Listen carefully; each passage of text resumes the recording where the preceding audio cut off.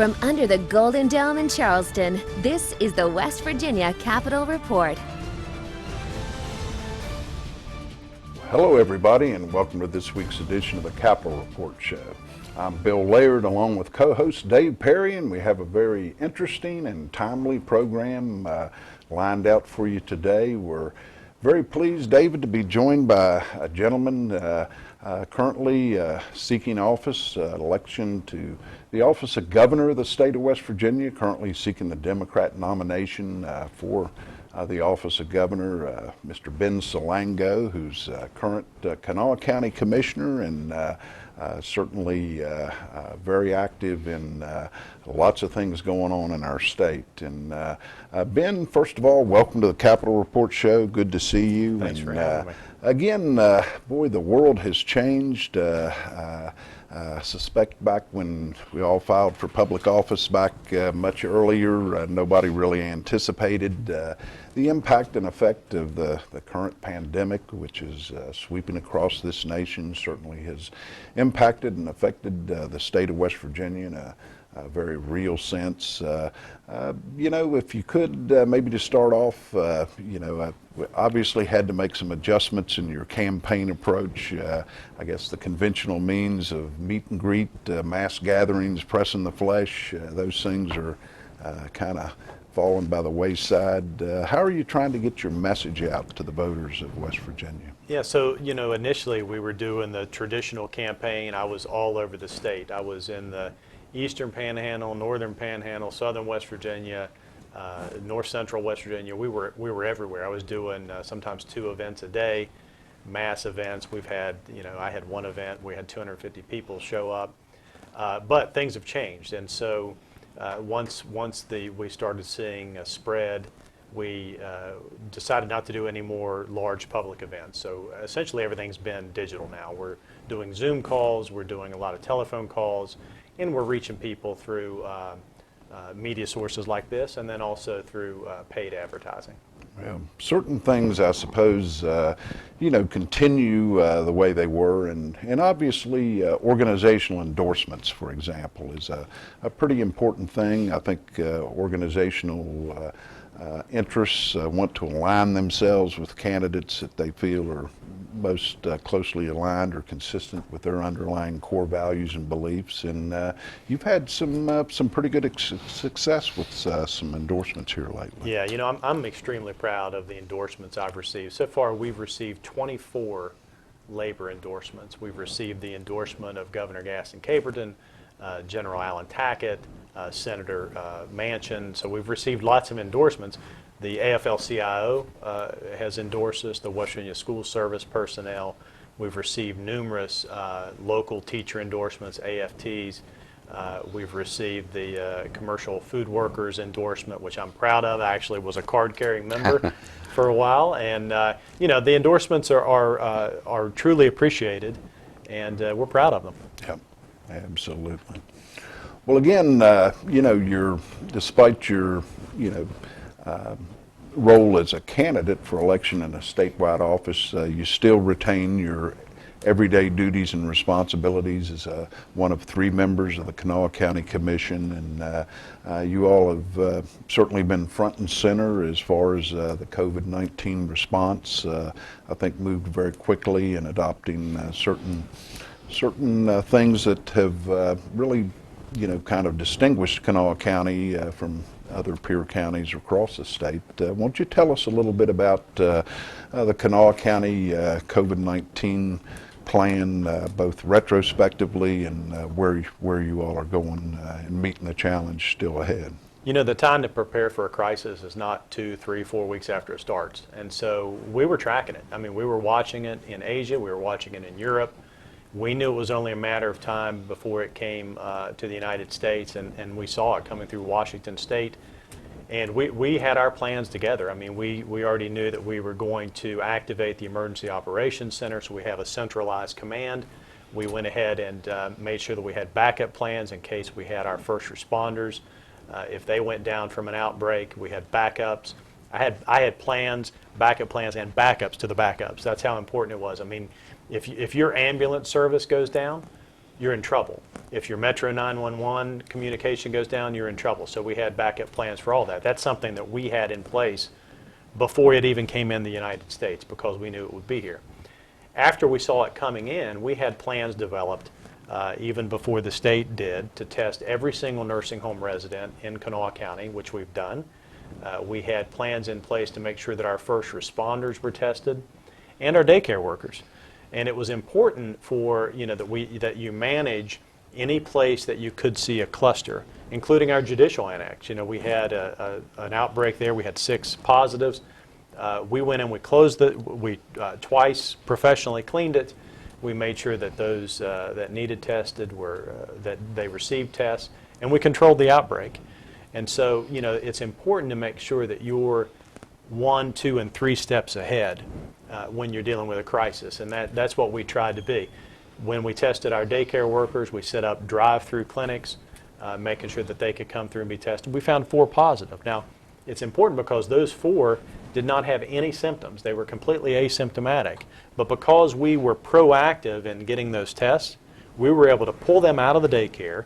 The daycare is voluntarily closed, as you might expect. We were able to protect those kids and make sure that we go in and professionally clean those daycares so that the essential workers who have to go to work every single day, they don't have a choice, then once those daycares reopen, they'll be able to put their kids back into the daycare.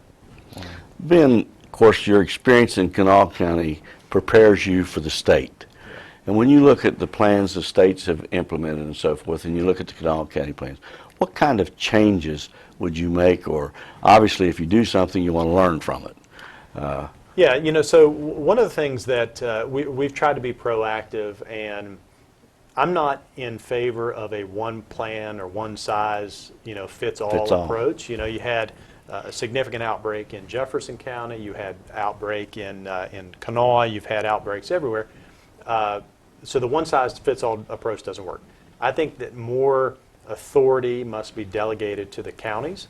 And instead of just saying we're going to have, in commercial buildings, 2 people per 1,000 square feet or 3 people per 1,000 square feet, it needs to depend on the county. So, if you have a county that doesn't have much of an outbreak, you might be able to have 3 people per 1,000 square feet. But if you're in Jefferson or in Mon County or in Kanawha, 2 people per 1,000 square feet. So I think that it needs to be more individualized, which initially it was, and then you saw they tried to centralize the power at the state level.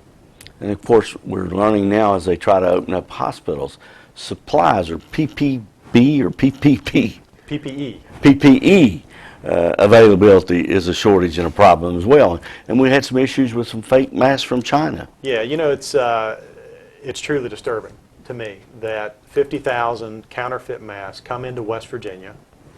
Officials knew they were counterfeit, and they gave them to our first responders. That's disturbing. 1,520 of those masks made their way into Kanawha County. We're gathering up. We're shipping them back. They can keep them. They can do whatever they want with them. They're not going to be on our first responders. First responders are putting their lives on the line every single day. They and their families deserve better than fake masks from China. So we need to make sure that, first of all, we should have been manufacturing PPE in West Virginia 3-4 months ago when we saw it coming. Nobody did that. So we need to make sure that our first responders have proper equipment, and those fake masks need to be sent back from where they got them. I think one thing that surprised me is a little bit the vulnerability as far as supply chains go.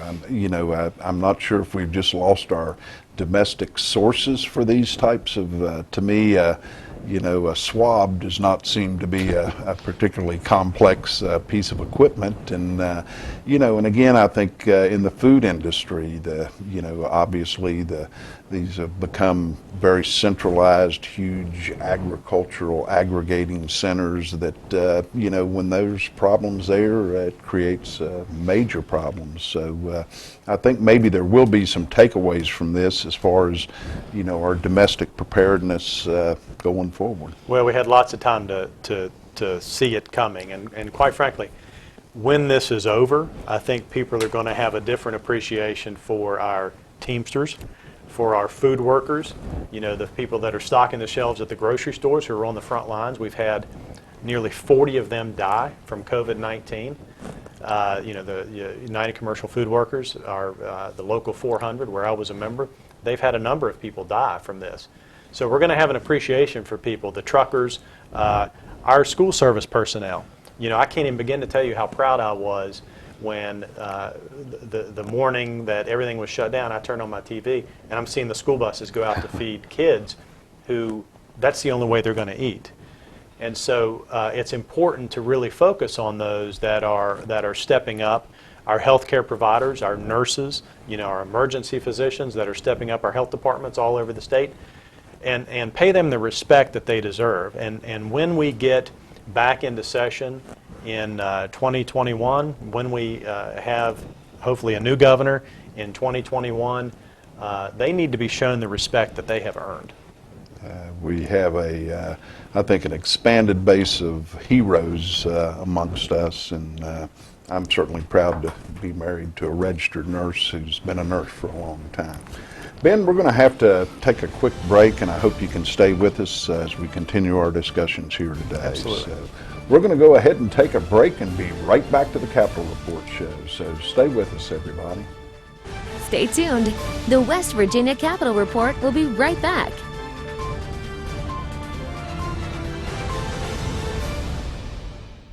The West Virginia Capitol Report is brought to you by the AFL-CIO of West Virginia, Cucumber and Company, online at cucumberandcompany.com, and Mark Hunt and Associates, toll free at 800-554-1280. From under the Golden Dome in Charleston, this is the West Virginia Capitol Report. Welcome back to the Capitol Report as we continue our discussion with Ben Salango, Democrat candidate for election to the office of Governor of the state of West Virginia. And David, you have a question. Thank you, William. Ben, we've been talking about COVID-19. Let's switch gears a little bit. Let's talk about Ben Salango, the future governor of the state of West Virginia. How does Ben Salango differ from the other candidates? On the Democratic side, I think if you compare me to the other candidates, you'll see I have a history of getting things done. I have a history of taking charge and a history of accomplishing the tasks that I set out to do, both as a business owner, as a Kanawha County Commissioner, as a lawyer. I've been doing it for decades. So, as a lawyer, I've stood up for those who've been neglected, those who've been ignored, those who've been abused. I've fought hard for them. And as a county commissioner, I've done things that they've said that were impossible. I've been able to diversify the economy. I've created new jobs. I've brought in tech jobs. I've helped with those that have felt the decline in the mining industry, including starting a program called the UCAN program, which is for small business development. It's been tremendously successful. And so, I think if you compare what I have done, I have a broad range of experience as a business owner and then also as a county commissioner. So I have a lot to bring to the table. Ben, again, I'll come back to the COVID-19 issue because I'm not sure.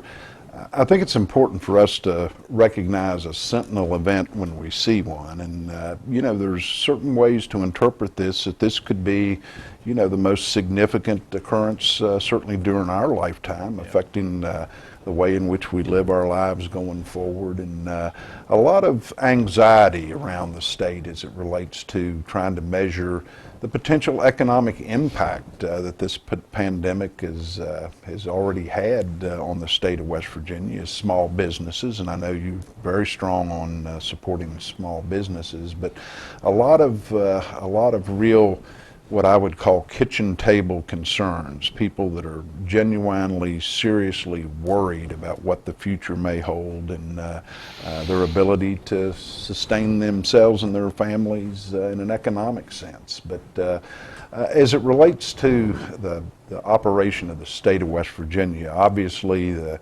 the revenue collections are way off the mark as it relates to the current fiscal year, projected deficits.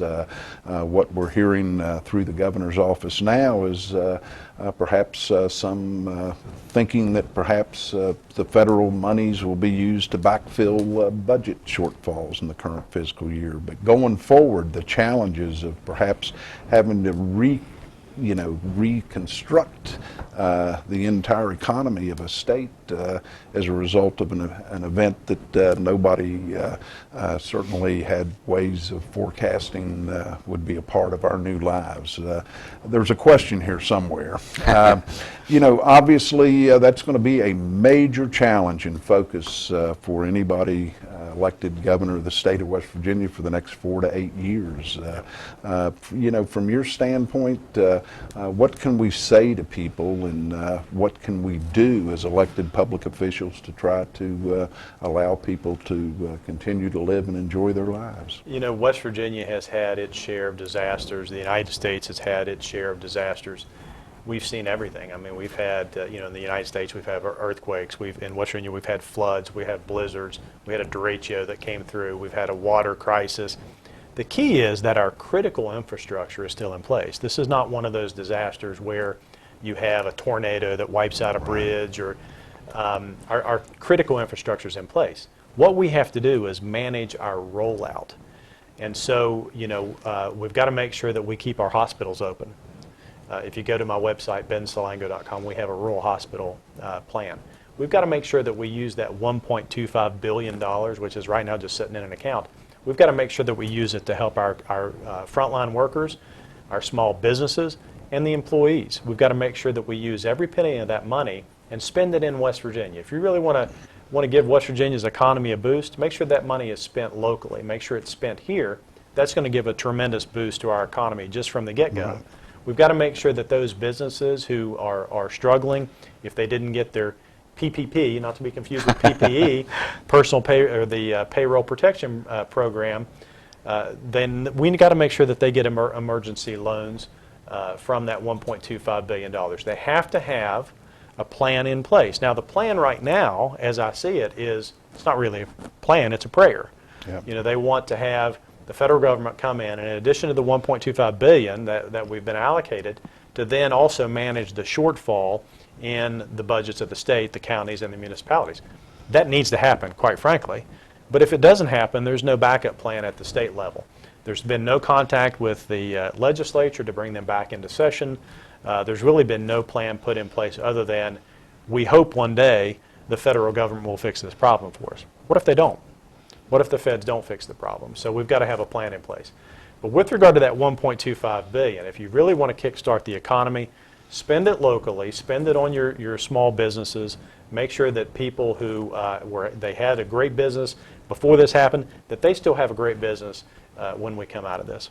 Well, that's certainly going to be a major challenge, and it's going to take again, the solvency of pension funds. We do have, I suppose, some reserves in the state's rainy day fund, right. But that gets pretty thin if revenue collections plummet too much. So, again, a real challenge. One other thing I would like to ask you, again, our public health aspects of government responsibilities, and I know here in Kanawha County you all have worked very closely with your county health department in structuring the COVID-19 Kanawha County plan and approach. From your perspective, are there things you've seen in terms of our public health programs in West Virginia that are positives, some things that perhaps need tweaking, a little bit of work? Where do you think we are in terms of, and I know it's probably a question of resources too. Yeah, a lot of it is resources, but one thing that we're really seeing is we've had a broken health care system for a while now. I mean, it's no surprise to anyone. This has been going on. We have transitioned for many years from these hospitals, these rural hospitals, who were getting the good UMWA benefits, the that good private insurance, now they're being compensated mostly through Medicaid and Medicare, which is about 30 cents on the dollar. That doesn't even pay their expenses.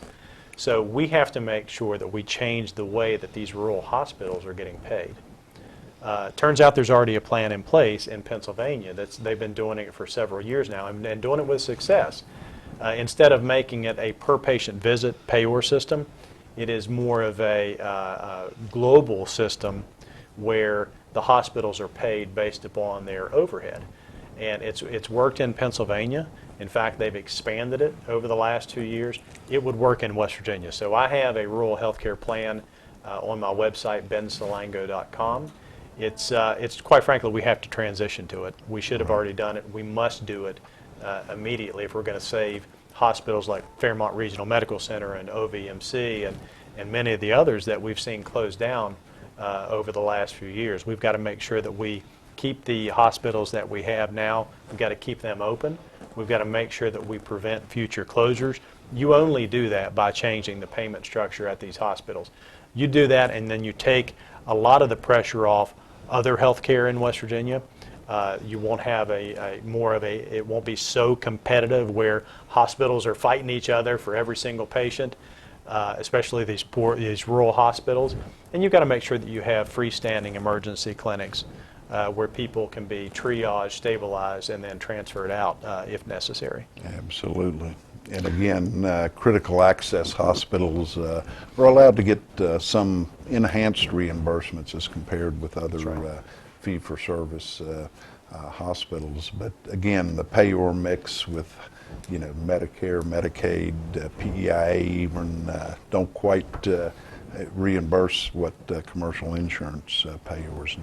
That's exactly right. That's why we must transition. We must look at, we can't keep doing the same thing over and over and expecting a different result. Right. Ben, when you become governor, what immediate changes do you see in the office or the delivery of services or efficiency or effectiveness? Well, I've got a lot of plans. I mean, we're going to make sure that we focus on education. We're going to make it an actual priority rather than a talking point. We're going to make sure that we show our educators, our school service personnel, the respect that they deserve, the respect that they have earned. We're going to make sure that we advance things like taking all of the child advocacy programs outside of DHHR. DHHR has become too big to really function. So we're going to create a Bureau of Childhood Advocacy, focus on those 10,000 kids that are homeless, those that are in the abuse and neglect system, those that are struggling every single day. We're going to have an independent agency that just focuses on children. We've got to have that. We've got to make sure that we have vocational programs set up for kids who are in middle school and high school. So when they come out of high school, they can actually earn a living here if they're not going to go to college instead of having to move to Charlotte. And so we've got to make sure that we do that. There's so many things that we need to change to stop the population decline. We have to take our opioid epidemic head on. It's costing the state of West Virginia and our taxpayers $8.8 billion a year. We've got to make sure we fix that. Right. Well, Ben, unfortunately our time has expired, but Dave and I really want to thank you for taking the time out to join us today on the Capitol Report Show, and want to wish you continued good luck and every success in your current campaign. Thank you so much. I appreciate the opportunity to be on. Thank you, Ben. Okay. We're going to go ahead and take a quick break, and Dave and I will be right back to close things out. So stay with us, everybody. Stay tuned. The West Virginia Capitol Report will be right back.